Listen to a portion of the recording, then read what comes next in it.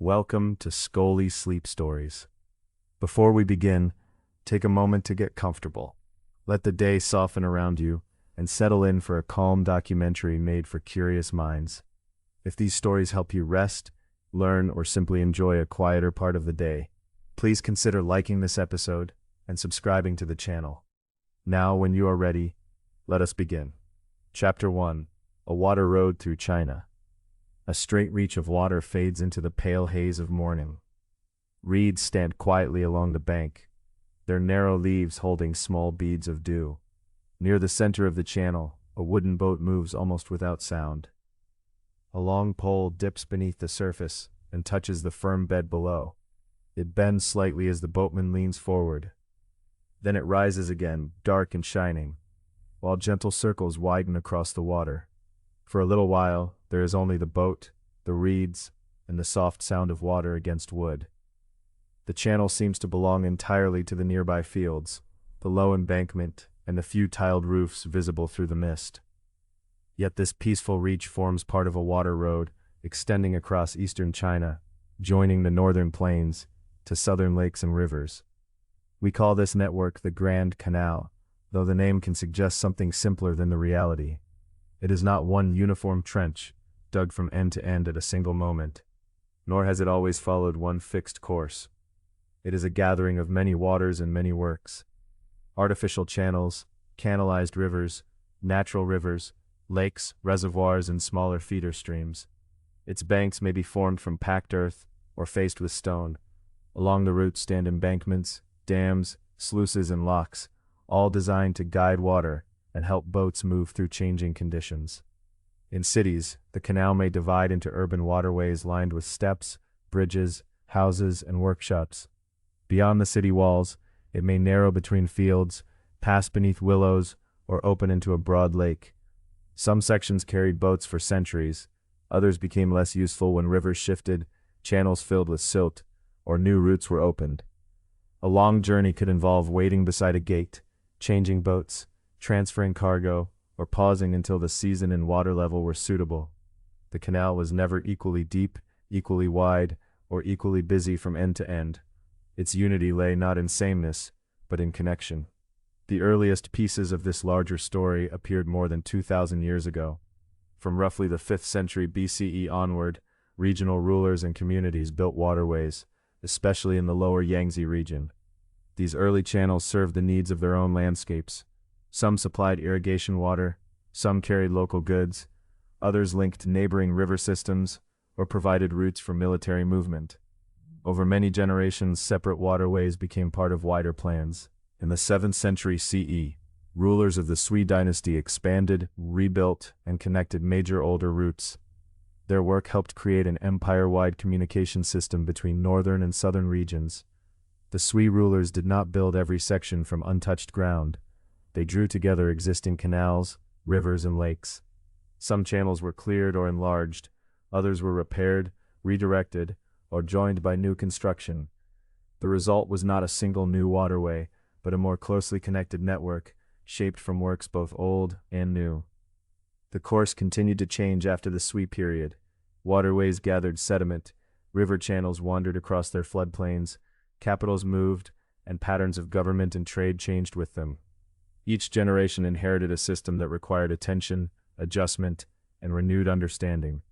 Under the Yuan dynasty in the 13th century, engineers developed a more direct alignment between the productive southern regions and Beijing. An important section called the Huitong Canal opened in 1289. It helped carry the route through Shandong and onward toward the northern capital. At its medieval height, the connected network contained more than 2,000 kilometers of artificial waterways. The familiar phrase, Beijing-Hangzhou Grand Canal, describes its principal north-to-south line. Yet the broader recognized historical system continues through Zhejiang toward Ningbo and the East China Sea. Along its long course, the network connects or crosses 5 major river basins: the Hai, the Yellow, the Huai, the Yangtze, and the Qiantang. Each belongs to a different landscape and follows a different rhythm. The north is relatively dry and temperate with broad plains and long winters.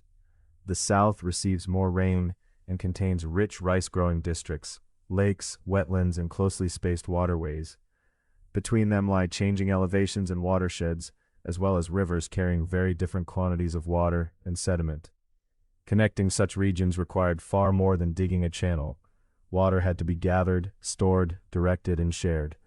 Too little could leave a loaded boat resting in mud. Too much could place pressure on an embankment. Feeder streams supplied higher sections. Reservoirs held water for later use.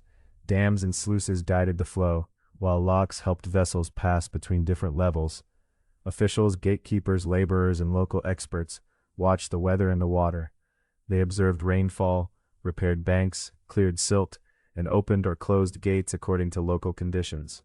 Their work was often quiet and repetitive, but the usefulness of the entire route depended upon it. This constant care had a practical purpose. Before railways and modern roads, water was often the easiest way to carry heavy loads over long distances. A cart of grain, timber, or stone, drawn along an uneven road, placed great strain on animals, wheels, and axles. The same cargo, settled into a well-shaped boat, could float. Movement by water was still slow. Boats met shallow reaches, contrary winds, strong currents, crowded landings, and long delays. Yet the water bore much of the weight. For bulky goods, that simple advantage made the canal especially valuable. Boats carried grain, timber, stone, salt, and many other heavy cargoes. The canal linked northern political capitals with productive agricultural and commercial regions farther south. Rice and other grains traveled toward granaries serving officials, soldiers, and urban households. Timber arrived for buildings and repairs. Stone moved toward bridges, walls, and public works. Salt, cloth, pottery, tools, and household goods passed from one market to another. At the center of the state system was Kaoyun. This term referred to much more than the movement of grain boats. It included the organized collection, taxation, storage, supervision, and transport of grain and other strategic goods. Grain was measured and recorded. It waited in granaries and warehouses near the water. Boats were assigned, crews were organized, and deliveries were supervised. At offices along the route, written records followed the cargo northward. The journey of each load depended not only on boatmen and water, but also on clerks, storekeepers, porters, tax officials, and many others whose work took place beside the canal. Yet this was never only a government supply route. Private merchants traveled upon it as well. Small vessels carried baskets of produce between nearby towns. Larger boats moved valuable cargo through several provinces. Ferries crossed from bank to bank. Officials, soldiers, workers, pilgrims, travelers, and families all shared the broader waterway. Letters and news traveled with them. So did books, recipes, religious practices, songs, fashions, and commercial information. A traveler might learn which town offered the best price for cloth, where a bridge was under repair, or which inn had a sheltered landing.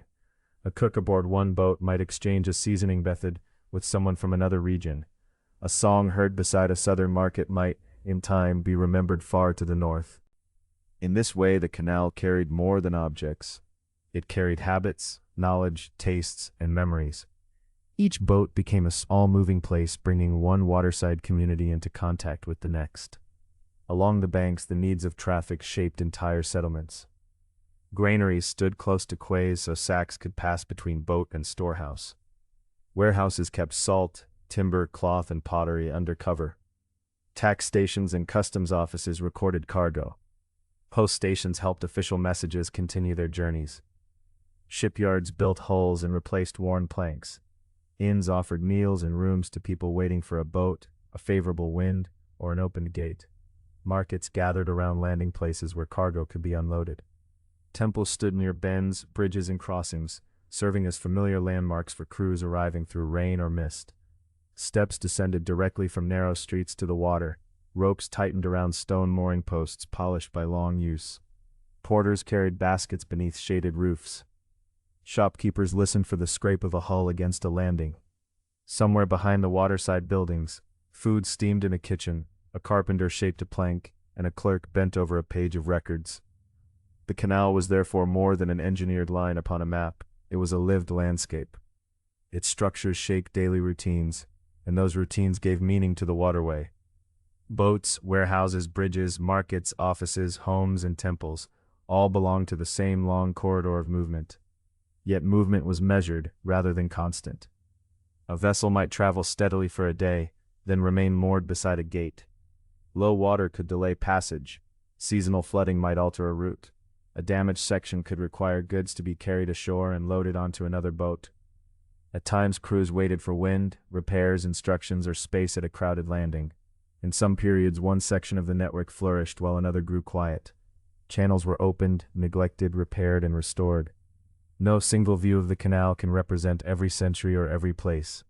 Its long history is a history of change, held together by repeated acts of care. In 2014, UNESCO inscribed selected canal sections and associated structures as a World Heritage Property. The designation is what specialists call a serial property. It protects representative stretches, buildings, engineering works, and historic sites. It does not treat every kilometer as one uninterrupted monument. This too reflects the canal's true character. It is a network of distinct places, each shaped by its own water, soil, weather, and history. What joins them is the long movement of people and goods, and the patient work required to keep a water road alive. Now the morning haze begins to lift. On the northern plain, the channel catches a muted band of silver. The boatman lowers his pole once more. It enters the water with a quiet dip, and the wooden hull glides past reeds, earth banks, and a path worn smooth beside the channel. Ahead lies Beijing, the northern capital. East of it stands the old canal gateway of Tongzhou, where grain once arrived after its long journey from the south. Warehouses waited beside the quays, records were checked, ropes were coiled, carts were drawn near, and boats were prepared for another stage of work.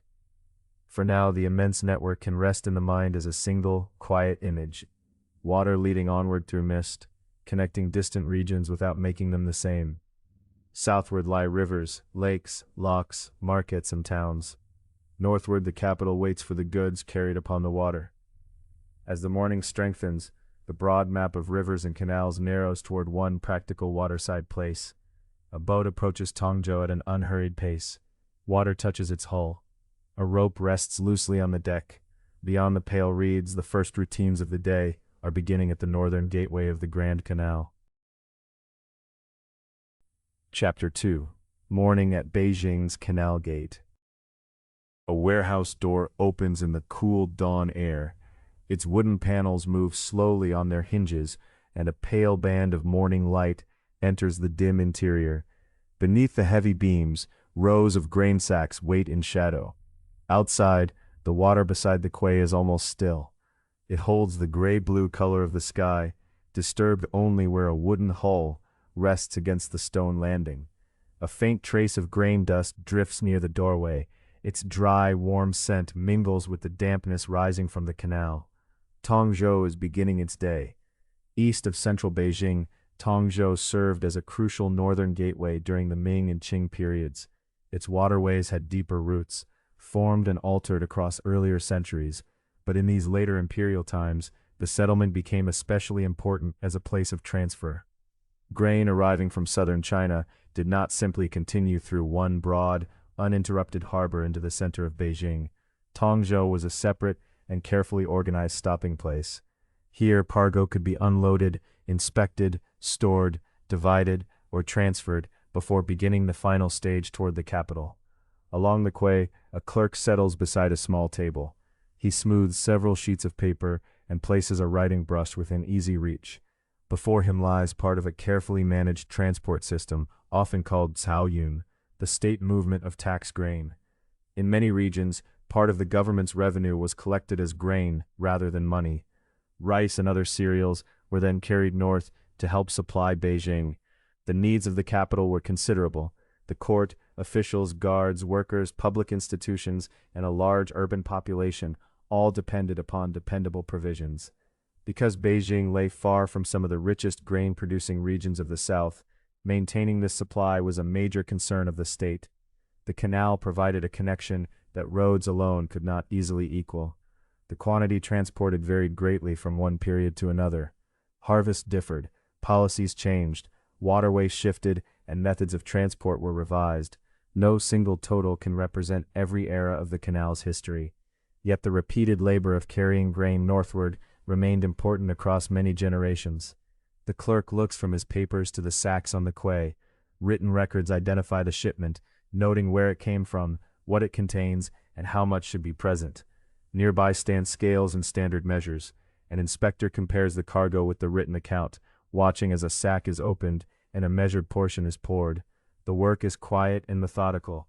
Brush marks on paper correspond to grain in a sack. Grain in a sack corresponds to stores in a granary, and those stores will eventually become meals prepared farther along the route. A laborer bends beside the cargo. He steadies one sack, lifts it, and balances it at the end of a shoulder pole. A second sack hangs from the opposite end. The pole rests across his shoulders and flexes slightly with each careful step. He walks from the boat toward the warehouse, following a path worn by many feet. Near another landing, workers guide sacks toward a waiting cart. Its wooden wheels stand beneath a high frame, while the harness is made ready for the next part of the journey. The route onward depends upon practical conditions. During a season of favorable water, some cargo can continue by boat. When the channel is shallow, when a destination lies away from the water, or when an overland route is more convenient, the load may pass from boat to cart. At another landing, the direction may be reversed, with goods moving from carts back onto vessels. A sack that began its journey in the south might therefore travel aboard several boats and over short stretches of road before reaching its final granary. Each transfer is a small pause in a much longer movement. Tongzhou grew around these exchanges.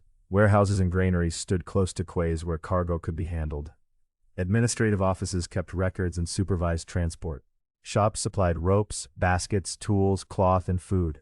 Services developed for merchants, laborers, and boat crews. Worn equipment could be repaired, while drinking water and cooking fuel could be replenished before departure. Near one landing, a small vendor lifts the lid from a pot. Steam rises gently into the cool air.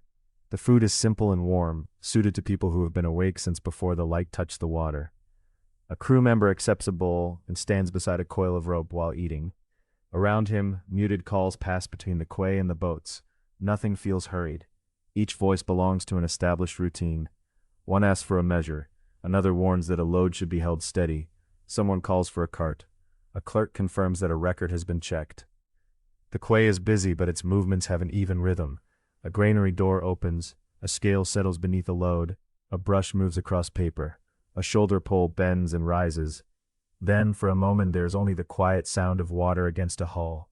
From Tongzhou, the waterways lead in two broad directions. The Tonghui Canal connected the settlement with Beijing's urban water system. Southward and eastward, the North Canal continued toward Tianjin, joining the greater chain of rivers and canal sections that extended through China. These water connections were not always equally easy to navigate. Levels rose and fell with season and circumstance. Channels gathered sediment. Locks and other waterworks needed maintenance. Boats of different sizes and purposes required different depths. Tongzhou's role as a separate transfer point was therefore not merely an inconvenience added to the route. It was part of the way the system worked. Here, the long-distance water road met the particular conditions of the northern landscape. Cargo could be reorganized according to the water level, its destination, and the available route toward Beijing. Farther within the capital, old water-related remains near Shichahai, along with traces of former locks, recall how canal connections once reached toward the city. Those urban links changed over time, but the surviving places preserve a memory of grain and goods moving closer to Beijing. They also remind us that a canal is more than the visible ribbon of water. It is a network of channels, basins, gates, roads, warehouses, granaries, and transfer points. It depends upon records and measurements, as well as ropes, carts, boats, and practiced hands. Back at the Tongzhou quay, one shipment has now been inspected. The clerk makes a final mark on the page. Behind him, a granary door closes upon the sacks placed in storage. Another portion of the load remains aboard, ready to continue. The scale is cleared. An empty measure is set upright beside the warehouse wall. On the boat, the crew prepares to leave. One crew member tests the mooring rope, drawing it slowly through both hands and feeling for frayed fibers or weakened places. Another checks the long poles used in shallow water and near the bank. Folded sailcloth lies where it can be reached, although wind and channel conditions will determine when it is useful. The covering over the cargo is tightened. Its edges are secured so that spray or rain cannot easily reach the grain beneath.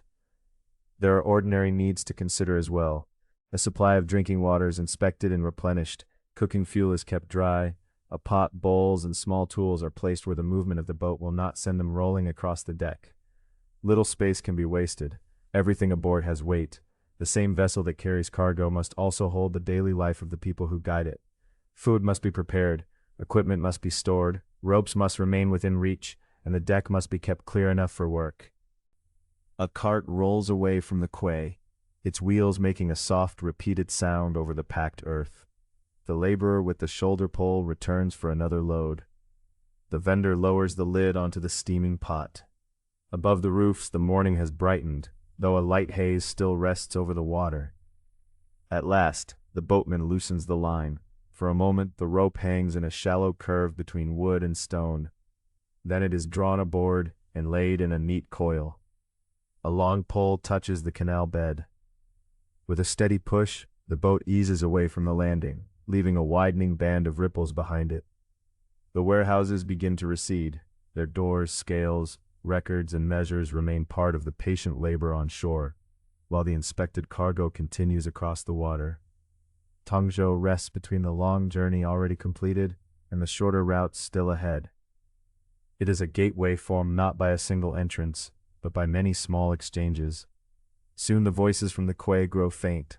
The rope coils settle on deck. Canvas lies folded beside the cargo covering. A cooking pot is secured near the cabin, and the poles rest within easy reach along the wooden side. The boat enters a quieter stretch of water. Grain dust, warehouse doors, carts, and papers fade into the morning haze. Yet the vessel carries its own compact world onward.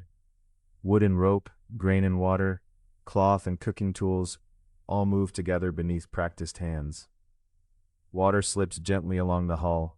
Behind the boat lies the northern gateway, already returning to its measured routine.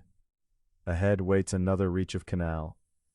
And as the quay disappears from view, attention settles upon the vessel itself, upon its shallow wooden body, its folded sail, its ropes and poles, and the small daily tasks that make a working life possible upon the water. Chapter 3. The Working Life of a Canal Boat. A wet rope hangs from the rail, darkened by canal water. Beneath it, the wooden side of the boat rises only a modest distance above the surface.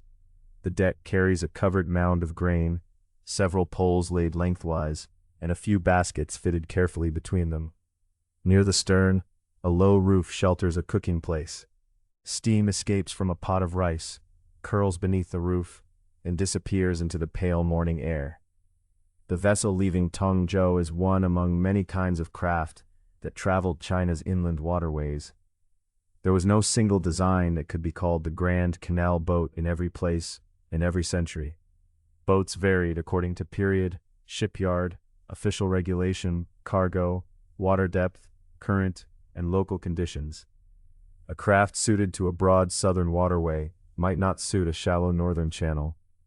A grain carrier differed from a ferry or from a small vessel bringing everyday goods to market. Still, many documented canal boats shared useful features. They were often made of wood, with shallow hulls that did not extend far beneath the water. Some were flat-bottomed, others were relatively flat beneath angled or gently rounded sides. These forms helped them carry cargo through inland channels, where the depth could change from one stretch to the next.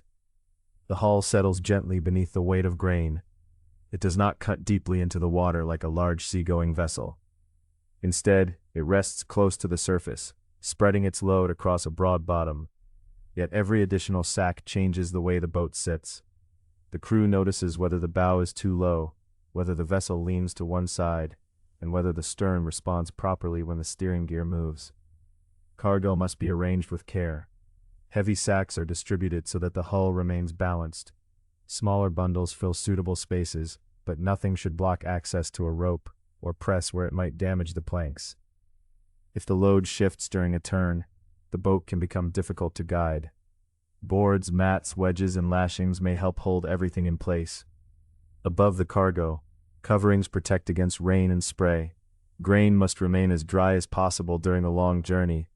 Other goods need protection as well, whether from water, damp air, theft, or movement within the hold.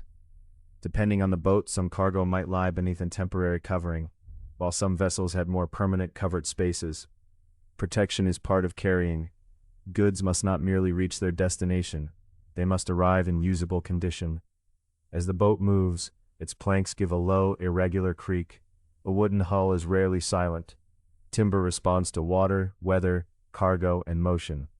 The seams between planks are checked for leaks, and water gathering inside is bailed out. One crew member may crouch low and dip a scoop into the dim water. Another inspects the covering over the grain. A third tests a knot with a firm pull, then places the loose end where it cannot catch beneath a foot. These small duties return throughout the day. Ropes fray and need repair. Sails, where they are carried, must be tended. A pole may split at one end and require attention. Ballast, the weight placed low in a vessel to help balance it, may need to be adjusted when cargo is loaded or removed. All the while, someone watches the water ahead. A pale patch may suggest a shoal. Another vessel may be approaching around a bend. The boat is shallow, but it is still heavy, and a laden hull responds slowly. Careful observation gives the crew time to act without haste. No single method can move the vessel through every reach of the canal. Where the waterway is broad and the wind is favorable, a sail may be raised. The cloth opens gradually as the lines are adjusted. Wind presses against it, and the pole travels through the rigging into the wooden hull. But sails are not useful everywhere. Narrow channels, bridges, still air, and an unfavorable wind all call for different methods. The sail may be lowered and secured, returning the deck to its quieter arrangement of ropes, poles, cargo coverings, and working hands. In shallow water, a person can use a long pole against the canal bed. The lower end finds firm ground beneath the surface.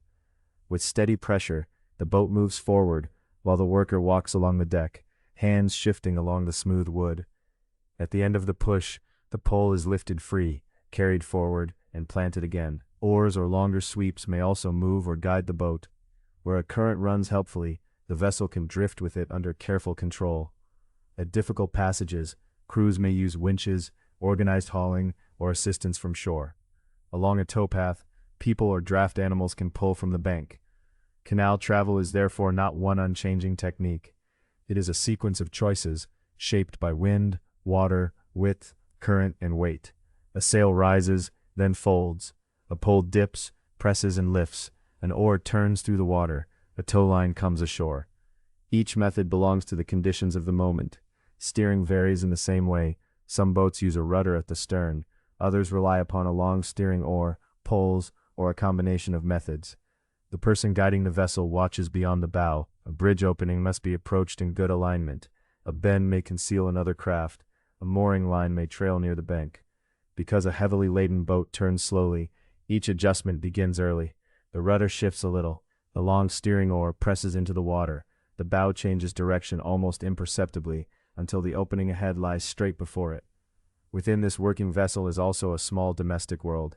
Some boats have sheltered areas for the crew, and on some working craft, households or families lived aboard for extended periods. Yet not every canal boat had a cabin, painted decoration, a sail, or a resident family. Arrangements differed from region to region and changed over time.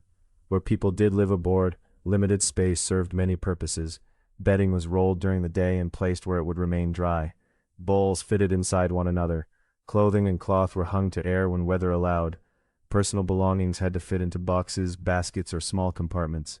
A low cabin roof might become a place to dry bedding or examine a length of rope. An open section of deck might hold cargo in the morning, support household work at midday, and become a resting place after the boat was moored. Nothing was entirely separate. Work and home occupied the same narrow wooden space. Women and children were present in some boat households. They took part in travel, household labor, and in some circumstances, navigation and other work. Their roles were not fixed everywhere. They varied with region, period, family, vessel, and circumstance. One person might tend the cooking place while another watched the channel. Later, those tasks might change hands. Knowledge of the vessel could belong to the household as a whole. Each person learned where a bowl could stand safely, how a rope should be coiled, how the hull felt when it entered shallower water, and when a cargo covering needed to be tightened before rain. Near midday, the small cooking place becomes the center of the boat. A stove or brazier holds a carefully managed fire. A brazier is a portable container for hot coals, useful for warming a pot without requiring a large hearth. On a wooden vessel, even a small flame demands care. The stove must stand securely, cooking fuel is kept away from sparks, and water remains within reach. Rice steams beneath a lid. The meal is simple, shaped by available supplies in the limited room aboard. Fresh water, food, and cooking fuel must be replenished at towns and villages along the route. Even a grain boat traveling over a great distance remains connected to small markets, waterside steps, and familiar stopping places. After the meal, the bowls are washed. Damp cloth is spread where the air can reach it. The fire is carefully settled before work resumes. Outside, canal water touches the hull with a soft, hollow sound. Through the afternoon, the vessel continues beneath changing light. A knot is checked. A seam is watched. The cargo covering is drawn tight when the air grows damp. The steering oar moves slowly at the stern. During a demanding group task, voices may rise in a measured work song. Such songs, often called housies, could help people coordinate towing, hauling, and other shared efforts. A leader gives a phrase and others answer in rhythm. Hands pull together, feet step together. A heavy rope tightens without a sudden strain. The words and melodies vary from place to place, just as boats and working customs vary. When the task is complete, the voices fade. Once again there is only the creak of timber, the movement of air, and water slipping along the shallow hull. Toward evening the crew begins looking for a suitable mooring place. Canal boats commonly stopped overnight rather than traveling continuously through darkness. A sheltered bank, a familiar landing, or a quiet space near other vessels could provide a secure place to rest and replenish supplies. The depth is tested. Passing traffic is considered. Lines are carried ashore and made fast. As the boat settles beside the bank, the cargo covering is inspected once more. Poles are laid where they can be reached in the morning. The rudder or steering oar is secured, and loose ropes are gathered into careful coils. Within the shelter, bedding is unrolled into space released from the day's work. Personal belongings emerge from baskets and compartments. The cooking place grows quiet. The vessel remains a carrier of grain, but for the night it becomes more fully a home, measured in narrow wooden spans. Every object has its place, and each evening task prepares gently for the next morning. Water taps against the hull. The deck cools beneath the deepening sky. Farther along the bank, the towpath fades into dusk. At first light, the boat will not be able to rely on wind alone. A tow line will be carried ashore and laid along the bank. Those aboard will check the cargo, loosen the mooring lines, and set the steering gear ready. Slowly, the tow line will lift from the ground. It will draw straight and tighten. Then the boat and the walkers on shore will begin to move together. The journey will continue at the patient pace of footsteps beside the water. Chapter 4: Towpaths and the Slow Pull South. Footsteps make a repeated pattern in the damp earth. Press, lift, and settle. Press, lift, and settle.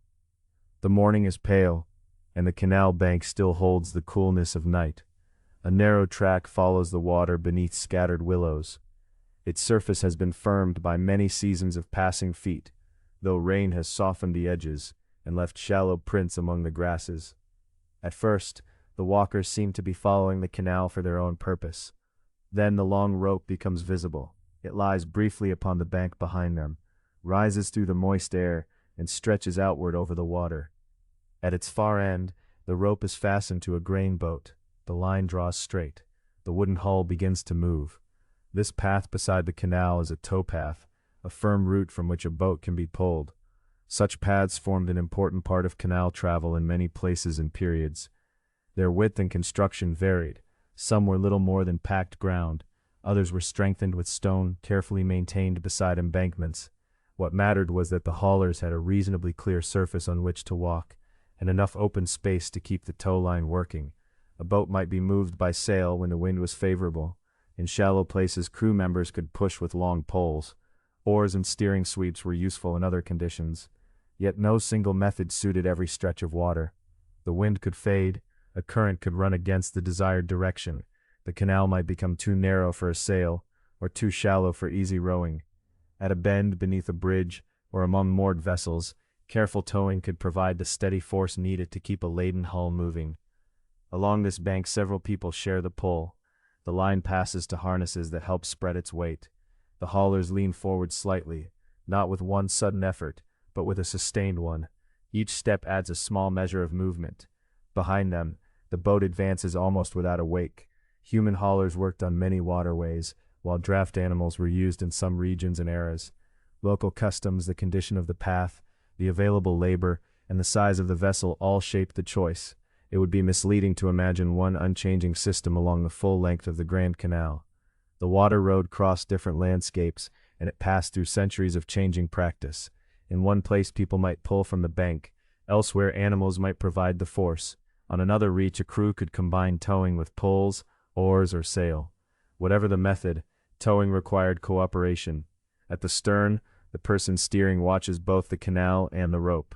The boat is heavily loaded, so the steering gear answers gradually. A small change of angle takes time to affect the hull. The steerer studies the pull of the line, and the darker patches that may indicate deeper water. Those on shore listen for short instructions. They also learn to read the boat's movement for themselves. The tow line does not pull the vessel forward alone. Because it reaches from the bank at an angle, it also draws the boat slightly toward shore. Steering must balance that sideways force. If the stern turns too far, the bow may drift inward. If the haulers change pace abruptly, the line may slacken and then tighten with an uncomfortable jerk. The safest progress comes from steady tension and small adjustments. Ahead, the canal curves beneath a row of willows. The haulers alter their position as they approach the bend, giving the line a better angle. On the boat, the steerer eases the rudder across. A crew member stands near the bow with a pole, ready to keep the hull from pressing into the muddy edge. For several moments, shore and vessel seem to turn around each other. The rope brushes the tops of low reeds, but remains clear of the water. Footsteps continue along the damp path, while the bow traces a slow curve through the canal. This is one of the practical arts of towing. A tree trunk, a waterside building, a moored vessel, or another rope can interrupt the pull. Bridge piers create their own difficulties. So do landing steps crowded with baskets and jars. The people ashore must look ahead, while those aboard watch from a different angle. Sometimes the rope is lifted over an obstacle. Sometimes it is passed around one. At other times the boat must pause while the line is detached and reset. The willows now grow closer to the path. One tree leans outward, its trunk standing between the haulers and the open canal. The group slows. Tension leaves the rope, and it settles toward the ground. A crew member controls the boat with a pole, while another comes ashore. Together they carry the line around the landward side of the trunk, making certain it will not catch against the bark. For a little while, the boat rests almost motionless. Water touches the hull in soft, irregular taps. A villager walks past with two covered baskets, stepping carefully over the lowered rope. Farther along the bank, grasses move beneath a light breeze. The willow branches hang above the water, and their reflections drift apart in the faint current. Then the line is raised again. The haulers return to their places, the pole is lifted from the canal bed, and familiar tension passes along the rope. The work is slow, but it is not effortless. Towing a loaded boat could be strenuous and repetitive. Paths became slippery after rain, summer heat pressed upon open banks, and cold winds moved freely over winter water. A frayed line could break, a sudden pull might disturb a hauler's balance, while a steep or damaged bank increased the danger of falling. Respect for canal labor begins with acknowledging its weight. There were long hours, practiced endurance, and a need for attention, even when the motion appeared simple. The calm movement of the vessel was made possible by steady effort on shore and careful judgment aboard. At times, boatmen used houses or work songs to help coordinate collective labor. Their rhythm allowed a group to pull together during a difficult passage. The purpose was practical as much as musical. A shared call could mark the moment to lean, lift, or ease. Along this quiet bank only a brief measured cadence is heard. It remains low and even, mingling with footsteps, the creak of rope, and the gentle sound of water against wood. When the difficult ground has passed, the voices become quiet again. The towpath carries other lives as well. A maintenance worker walks along the embankment, examining places where rain has washed soil toward the canal. Two villagers pass in the opposite direction, guiding a small cart toward a market landing. Farther on, a messenger moves at a quicker pace. Officials and local workers might also use such routes to inspect water levels, gates, banks, and bridges. Walkers follow the path between neighboring settlements. Villagers use it to reach fields, landings, and waterside markets. Those responsible for the canal travel along it to observe the condition of the waterway.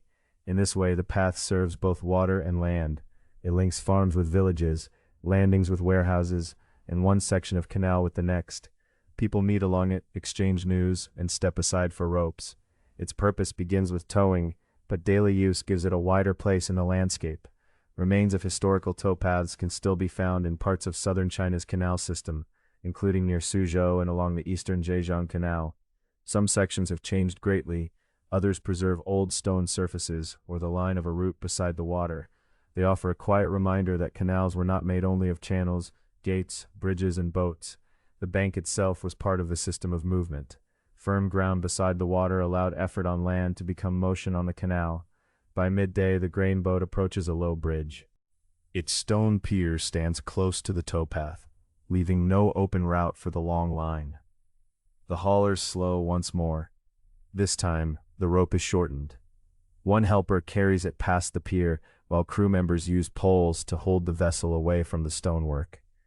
Another person waits beyond the bridge, ready to receive the line. In narrow passages, the exact arrangement depended on local conditions. Shorter lines might be used. Extra helpers could guide the boat. Poles could push against the canal bed or protect the hull from a wall. In some places, fixed equipment such as a winch helped draw vessels to a difficult point. There is no need for speed. A careful passage protects the boat, the cargo, the bridge, and the people working between them. The bow enters the bridge shadow. Sounds become rounded beneath the arch. Water murmurs against stone. Wood gives a quiet creak. The tip of a pole scrapes briefly against the canal bed, then lifts.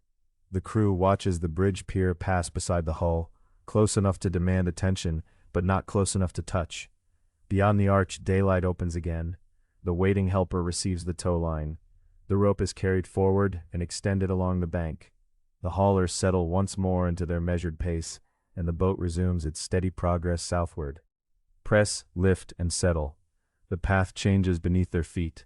Damp earth gives way to a firmer surface near a landing. Then the bank becomes soft again where grass grows close to the canal. The tow line rises and falls slightly as the walkers cross each uneven place, while the steerer responds to each small change in tension. As the afternoon passes, the canal gradually broadens. More vessels appear. Small ferries cross from one landing to another. Cargo boats wait near warehouses, and narrow craft carry workers between quays. The towpath is busier here, so the line must be watched with even greater care. Walkers pause to let it pass.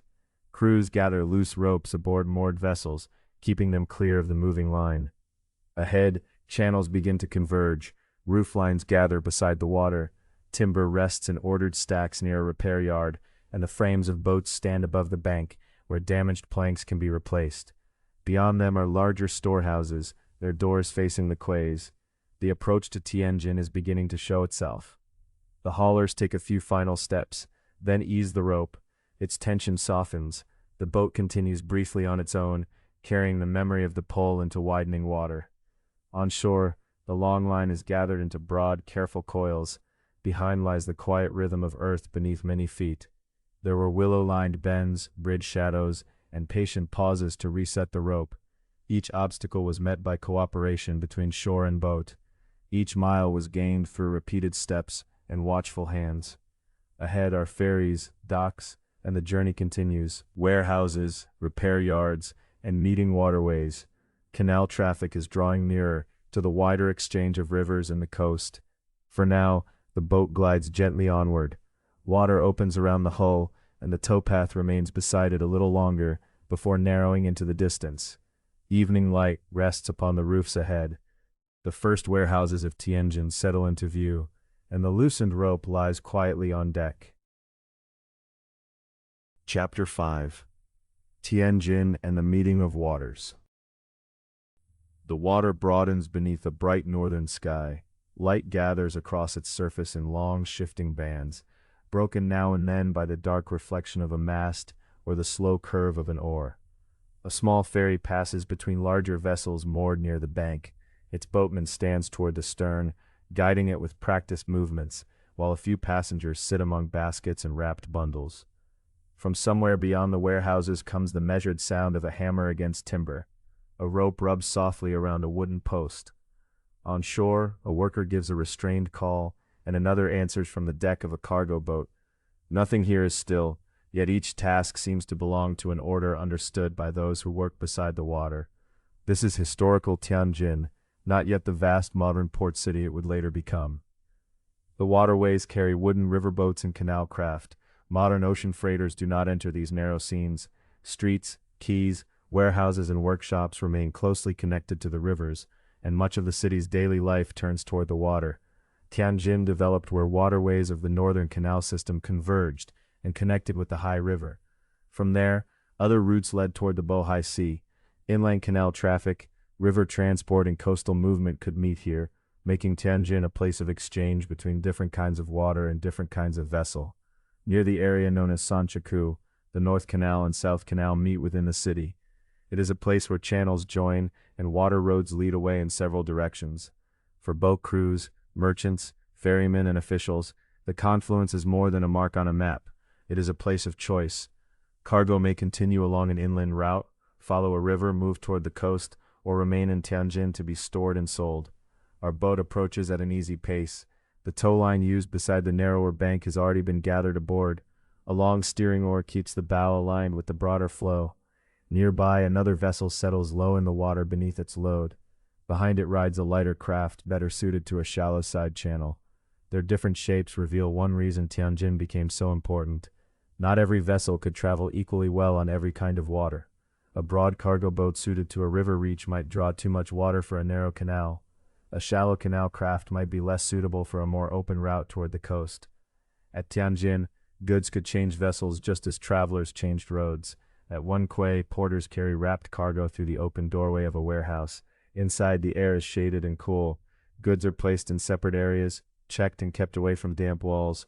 Some may wait only until the next departure. Other cargo may remain longer, until a merchant finds a buyer or enough goods have gathered to fill another boat. The process has many quiet stages. A shipment can be unloaded, sorted, inspected, stored, sold, repacked, and loaded again. A large bundle may be divided into smaller ones. Rope is wound securely around containers, and marks help show where each item is intended to go. Through these careful acts, cargo is prepared for the next part of its journey. There is no need for everyone to hurry at once. A clerk checks a record. Porters balance loads across shoulder poles. A boat waits until space opens beside the quay. Skill lies in keeping the movement continuous, allowing one task to follow another without confusion.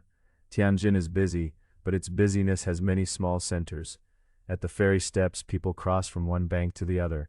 At a warehouse door, bundles pass from shoulder to floor. In a repair yard, a damaged plank is examined. Elsewhere, ropes are coiled, sails are folded, and food is prepared for workers and travelers. Customs inspection and other forms of administration are also part of the waterside economy. The details of inspection, taxation, and record-keeping changed across different historical periods. Yet a major transport center needed ways to supervise at least some of the goods passing through it. Merchants and boat crews attended not only to cargo and weather, but also to the documents and payments required for onward travel. Among the trades associated with the wider Tianjin region, salt was especially significant. Its administration and transport routes changed over time, as did the institutions responsible for overseeing it. Salt was not the only source of Tianjin's prosperity, but it formed one important thread within the broader pattern of regional exchange. Beyond the warehouse, the hammer sounds again. In a repair yard, a wooden vessel rests close to the bank, partly raised so its hull can be examined. One carpenter runs a hand along a seam, feeling for roughness and gaps. Another studies a replacement board. Timber must be shaped to follow the curve of the hull, then fastened and sealed so that water cannot easily find a way inside. The rhythm of this work is slow and regular. A few measured blows are followed by a pause. The carpenter looks along the plank, adjusts it, and begins again. A working boat depends upon such patient maintenance. A small weakness noticed early can be repaired before the vessel returns to a long route. Nearby, rope workers inspect thick coils that have grown stiff from use. Canal ropes endure continual strain. They hold vessels against quays, steady boats in changing water, secure cargo, and connect a hull to the towpath. Fibers fray where they pass around posts or rub against timber. Each length is examined, and weakened sections are repaired or replaced. Sail work is carried out in another open-fronted shop. A pale sheet of cloth lies folded across a bench while a worn edge is repaired with strong stitches. Not every part of the canal offers useful wind, but sails can assist where the channel widens and the air is favorable. Like poles, oars, tow lines, and currents, they are one tool among several. The ferry now returns from the opposite bank. It comes alongside stone steps darkened by water and wet footprints. A passenger climbs out carrying a round basket. Another steadies a companion as the boat shifts gently beside the landing. The ferryman keeps one hand against a post until everyone has stepped ashore. Then new passengers settle aboard for the short crossing back. Ferries stitch together the two sides of a water city. They carry workers toward repair yards, traders toward warehouses, travelers toward lodging, and shoppers toward markets. A single crossing may take only a little while. Repeated throughout the day, it becomes part of the city's steady circulation. Food stalls offer warmth and rest to those who have spent hours on the water or beside the quay. Boat crews pause after meals prepared aboard. Porters put down their loads. Clerks, ferrymen, merchants, and travelers sit for a time before returning to their work. Behind the stalls, lodging houses receive people waiting for cargo, paperwork, weather, or a departing vessel. In a city shaped by transport, waiting is part of travel. A merchant may stay until goods are sorted. A crew may remain while repairs are completed. A passenger may wait for a boat going in the right direction. The waterways themselves help determine the pace. Several rivers influence the channels around Tianjin, and their behavior changes with season and weather. Rain upstream can increase the flow. Dry periods can leave shallower passages.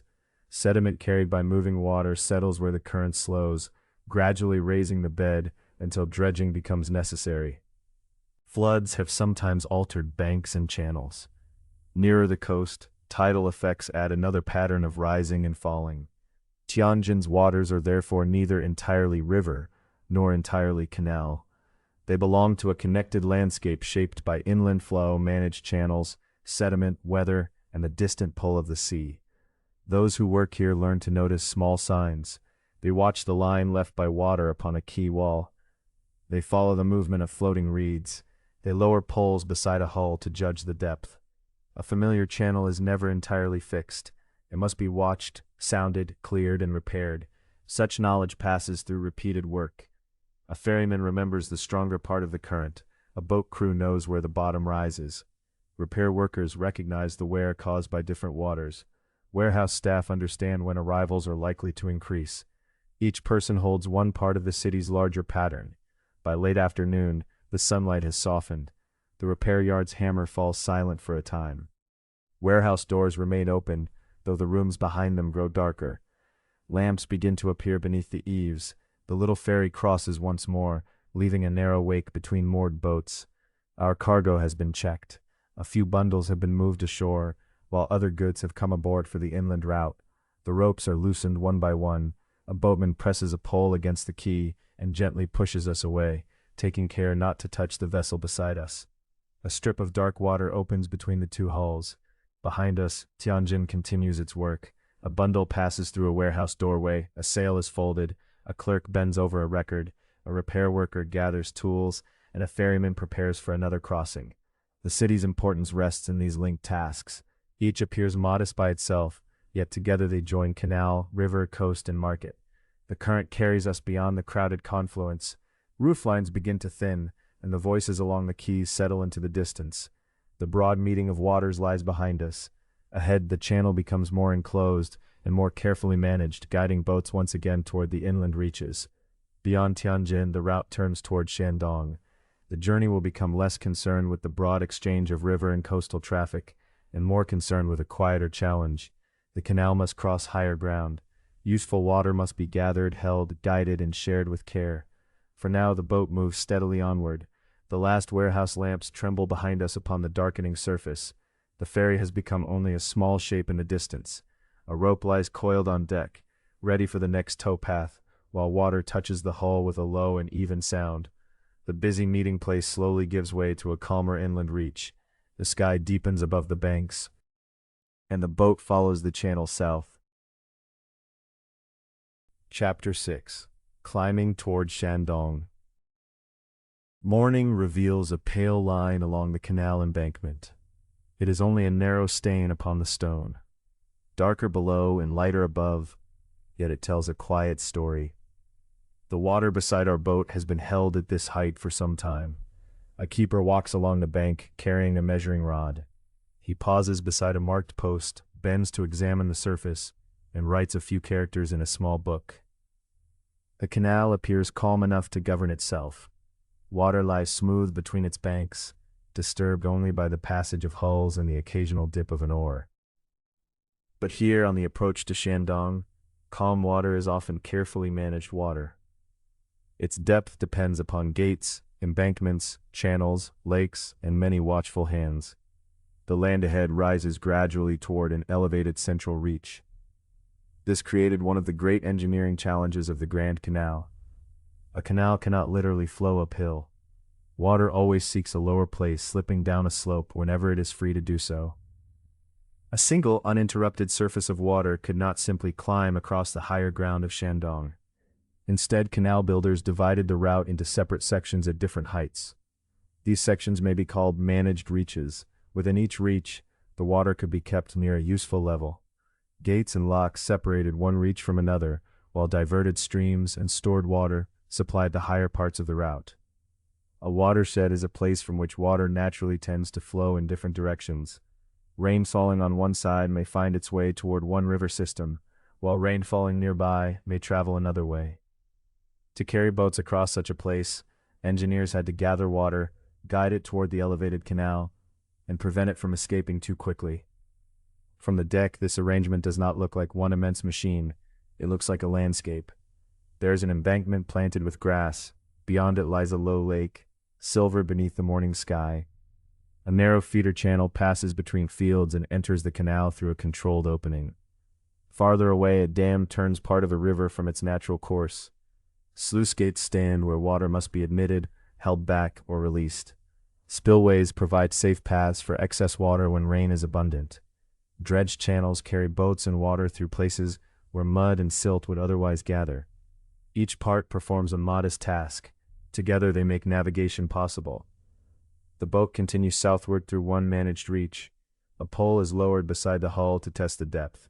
When it is lifted again, the wet mark shows that there is enough water beneath us, though not an unlimited amount. In the higher sections, every useful measure of depth has value. If too little water enters, a loaded vessel may touch the bottom. Its hull settles gently into mud, and the crew must wait for more water, or seek help pulling free. The boat is not in danger. It has simply lost the narrow cushion of water needed to carry its weight. For this reason, water in the summit reaches, the highest portions of the route, had to be conserved. A gate opened at the wrong time or left open for too long could allow water to escape into a lower section. One reach might then become too shallow for boats. Careful operation mattered as much as the strength of stone or timber. Near a sluice, two keepers stand beneath a small tiled shelter. One watches the canal while the other examines the wooden gate. A controlled ribbon of water passes beneath it, spreading into the reach with a soft, continuous murmur. The opening is adjusted slowly. The purpose is not simply to release as much water as possible, but to send a suitable amount to the place where it is needed. Not every gate along the canal is a lock.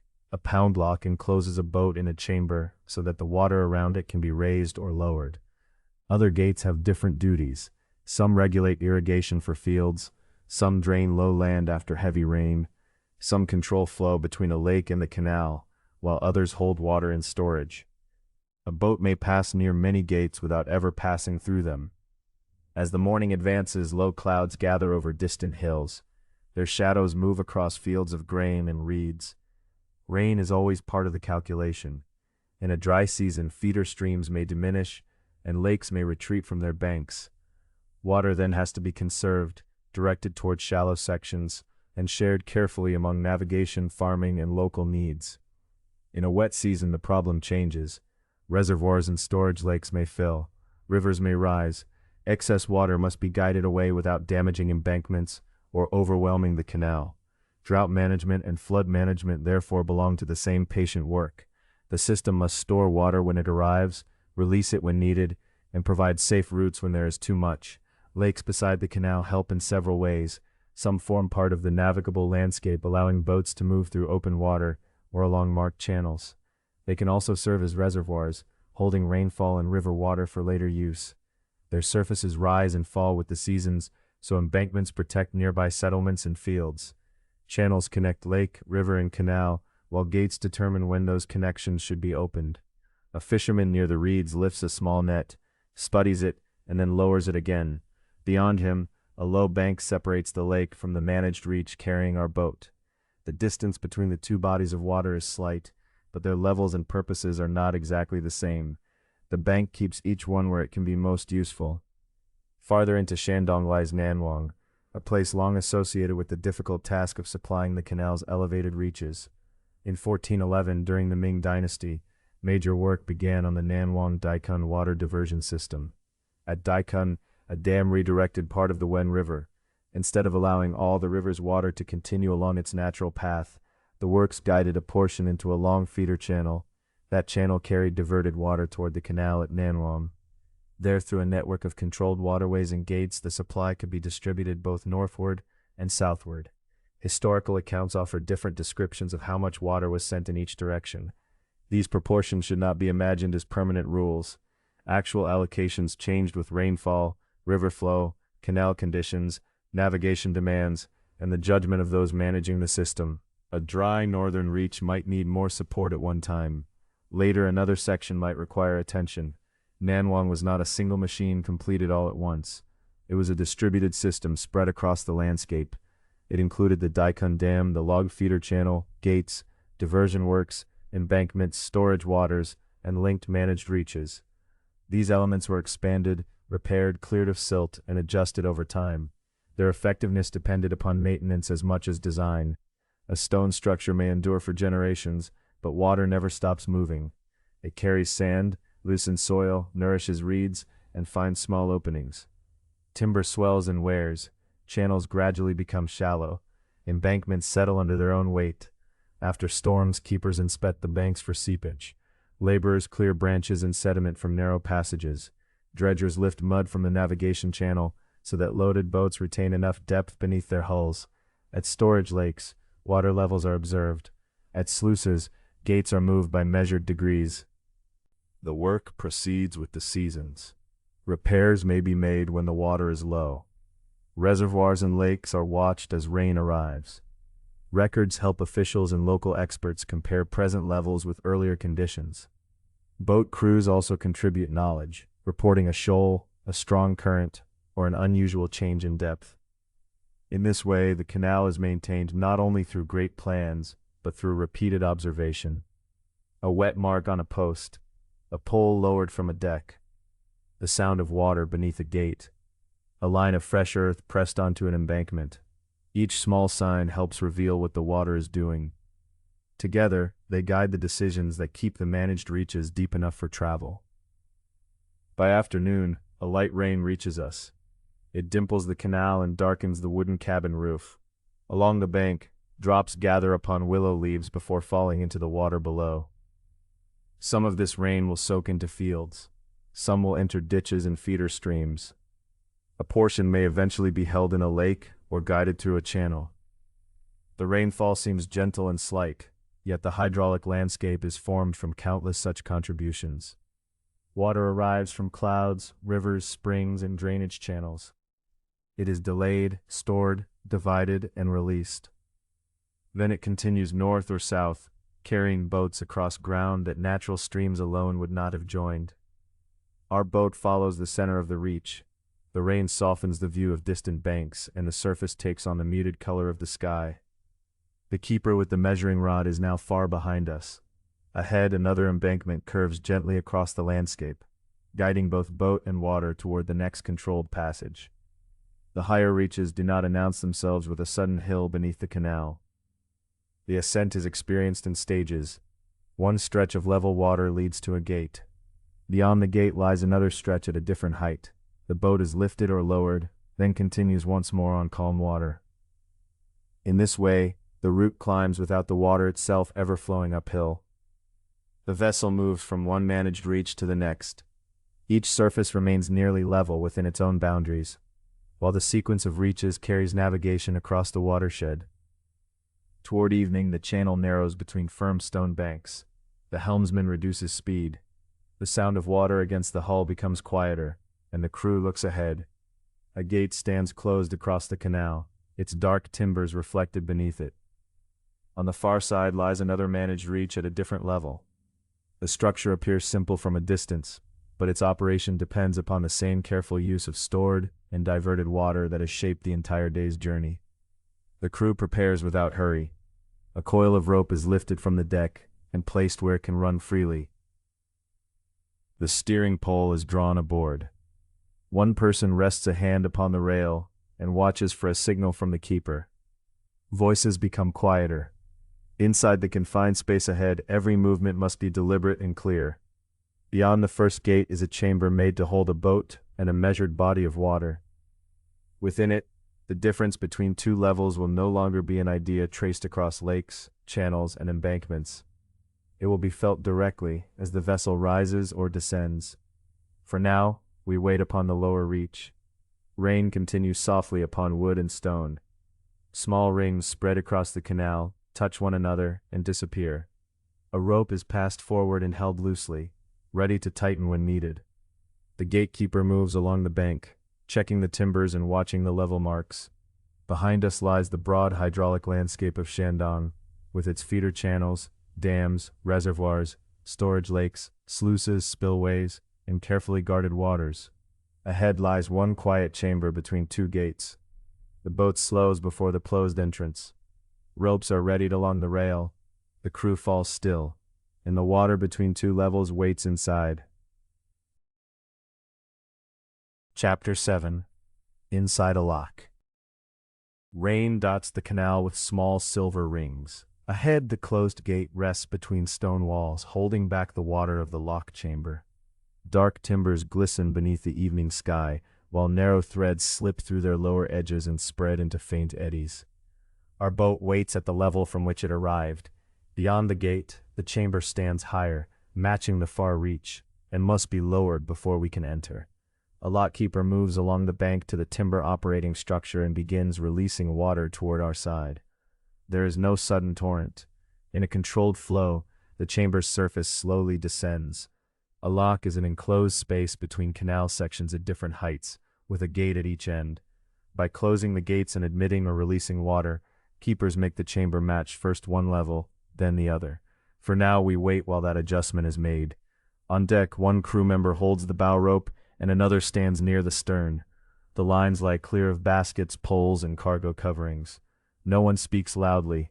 The crew knows that a changing level is easier to see along a wall than across a broad surface. Inside, stained lines mark older levels on the masonry. Moss grows near the lower stones. Higher up, the wall is dark where it has often been wet. As the water falls, another band of stone appears. A leaf turns once, drifts toward the gate, and becomes still. At last, the chamber matches the canal beneath our hull.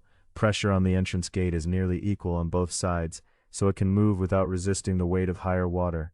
The timbers shift, water murmurs around their edges, and the gate opens. Historical Chinese lock gates did not necessarily resemble the paired steel gates of many modern locks. Forms differed by place and period. Some works used lifting gates, others had removable timbers fitted across an opening, supported by masonry foundations and operated through wooden structures above or beside the water.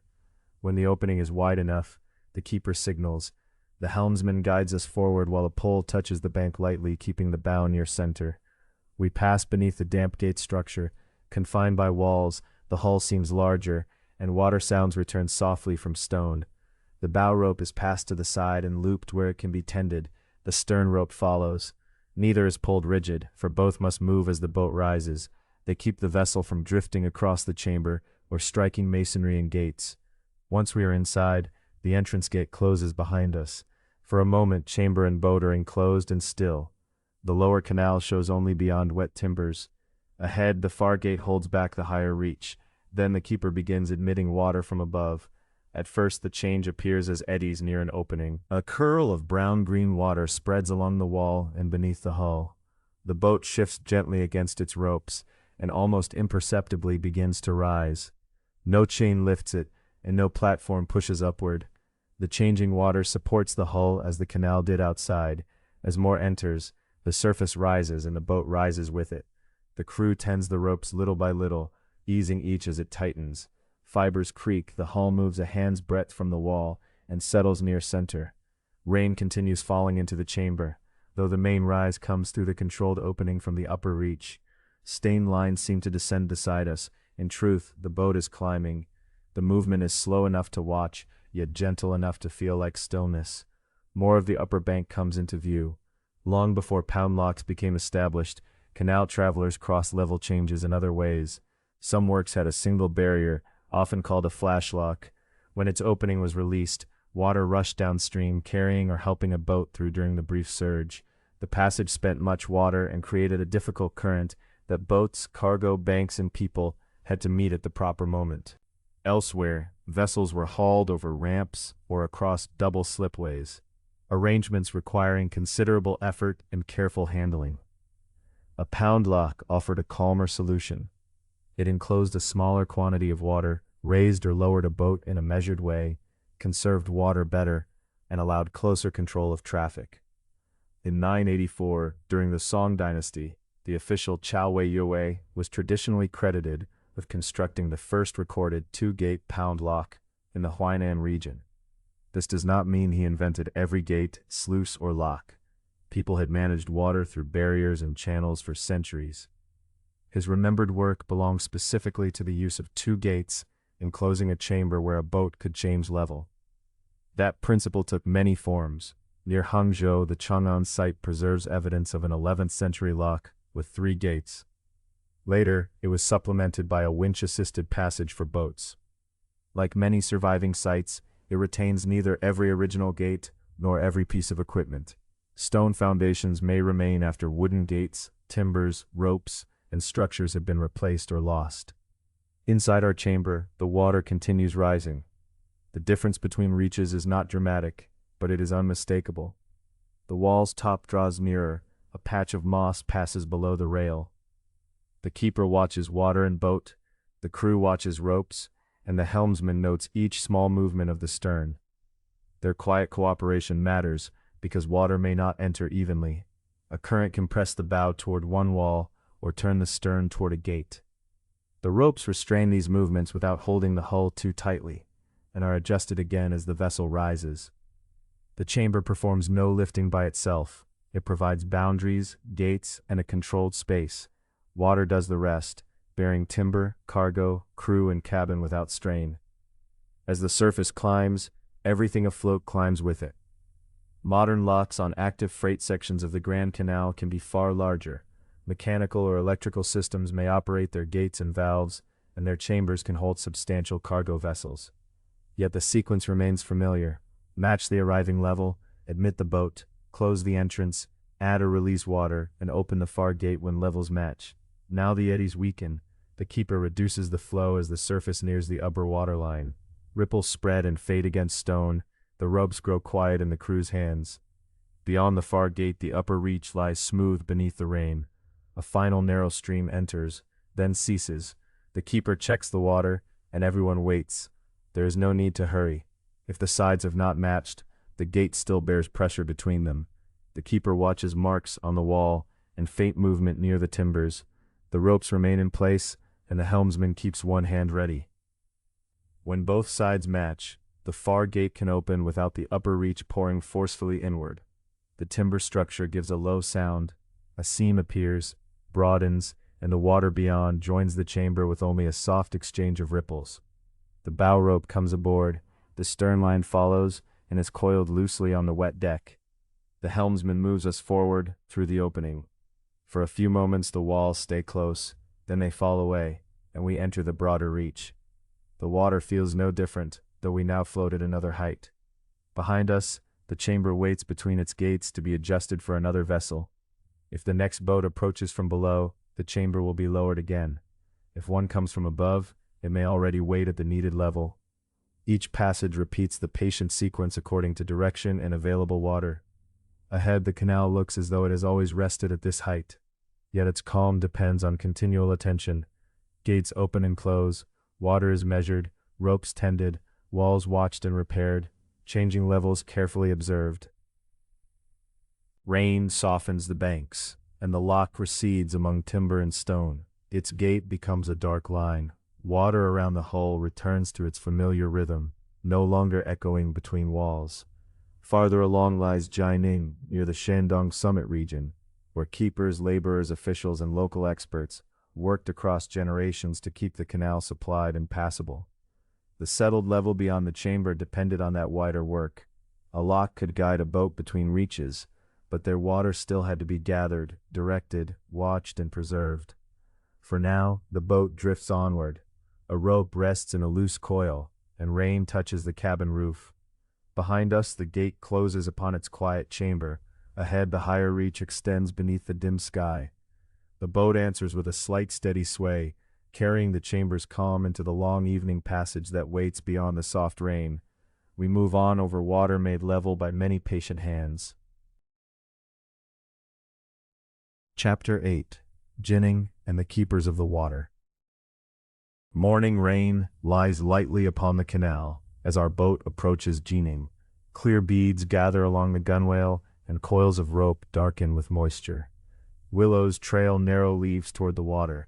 Beyond them, low storehouses, offices, and workshops soften beneath the mist. The water appears quiet, yet the landscape is watchful. A gatekeeper studies the channel. Two workers examine a damp place on an embankment, while a clerk carries papers beneath the eaves. Near a landing, laborers guide baskets of earth from a boat onto the bank. Each attends to one small part of the waterway. Together, their work keeps it moving.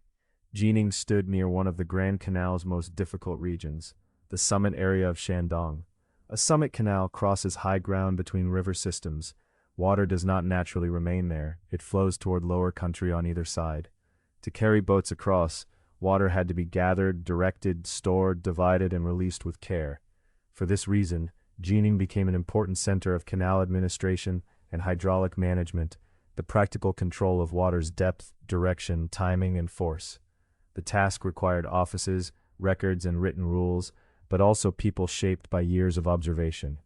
Government grain transport known as kaoyun depended on both kinds of knowledge and on coordinated labor throughout the canal landscape. Officials supervised sections of the route. Clerks recorded cargoes, labor assignments, water conditions, and repairs. Inspectors traveled beside the canal. Granary staff received, stored, and released grain.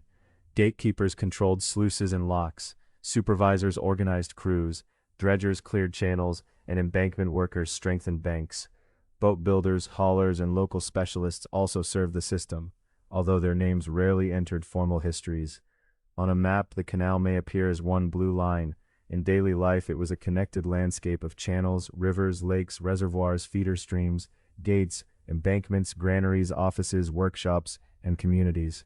Its continuity depended on communication among many people and places. At a modest quay, our boat slows behind cargo vessels waiting for a date upstream. It cannot simply be opened whenever one boatman wishes. Every opening releases or rearranges water, and near the summit, water is especially valuable. Too much sent down one side may leave the upper channel shallow. Too little may keep boats below from rising around their loaded hulls. The gatekeeper has no electronic gauge, remote sensor, or forecast upon a screen. He observes marked posts and familiar stones, reads notices, hears reports from other gates, studies the water against the bank, and watches how deeply loaded boats sit. Rainfall matters, as does its absence. After rain, managers may need careful releases. During drought, they preserve what remains. They watch reservoirs and feeder channels, consider whether silt has raised the bed, and seek leaks, damp banks, or currents suggesting escape. They also weigh traffic above and below. Laden grain boats need more depth than empty vessels, while neither side can always be favored. Allocating water therefore requires judgment. Official rules offer guidance, but cannot answer every local question. Decisions draw on instructions, experience, and communication among offices and districts. They may involve negotiation or dispute because one supply serves many needs. A distant command must be understood and carried out amid conditions that vary from reach to reach. Written authority and local experience meet beside the water. Beyond the quay, dredgers work from flat-bottomed boats.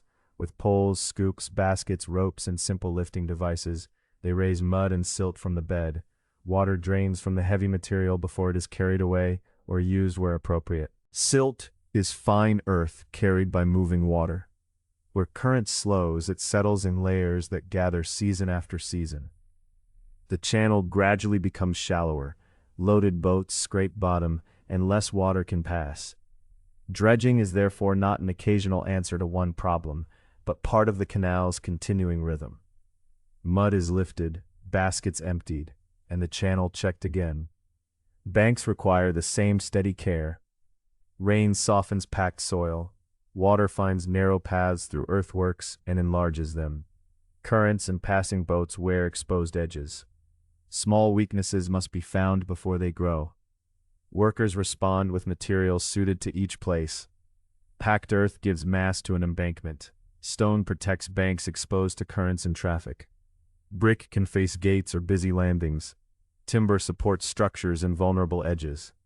Vegetation helps hold soil. Often these materials are combined.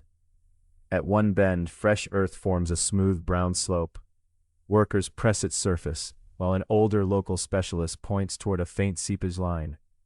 His knowledge may never appear fully in official records, yet it guides the repair.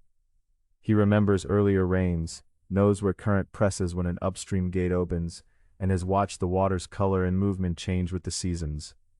Such understanding is gathered slowly and passed from worker to worker.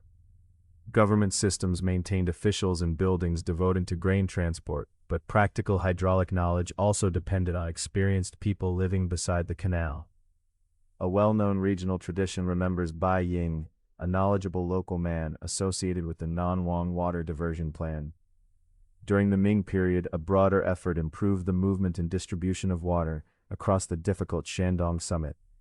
The work is also linked with the official Song Li and the wider Nanwang and Daikun water diversion system. In simple terms, the system directed water toward the canal's high section, then distributed it into reaches descending north and south. Feeder channels, reservoirs, embankments, and control gates worked together. The arrangement required close understanding of terrain, where water came from, where it could be held, and how it could be divided.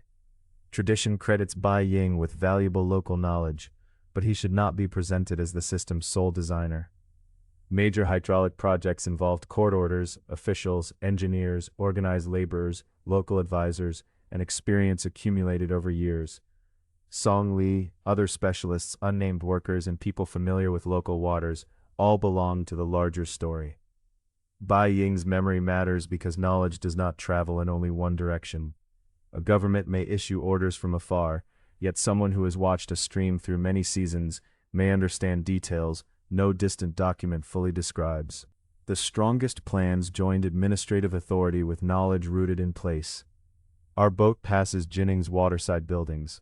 Beneath one roof, clerks bend over records of grain, boats, labor, water, gates, or repairs. Granary workers attend stored grain beneath deep eaves. In a boatyard, builders examine a vessel drawn close to shore. All these activities connect. A damaged boat delays cargo, a poor gate may lose water, conflicting records can leave grain at the wrong landing, postponed dredging makes the channel too shallow, an overlooked embankment can let precious water seep away. The canal remains open not through one grand action, but through thousands of modest decisions repeated daily. An inspector pauses by the bank, a clerk compares reports, a supervisor directs workers toward earthworks, while a gatekeeper waits before changing the flow. No person can see the whole canal. Information must pass from reservoirs to gates, from boatmen to officials, and from local workers to record keepers. Different places have different needs, and each jurisdiction sees water from its own bank. Still, the work continues. A basket rises from a dredging boat, dark with wet silt.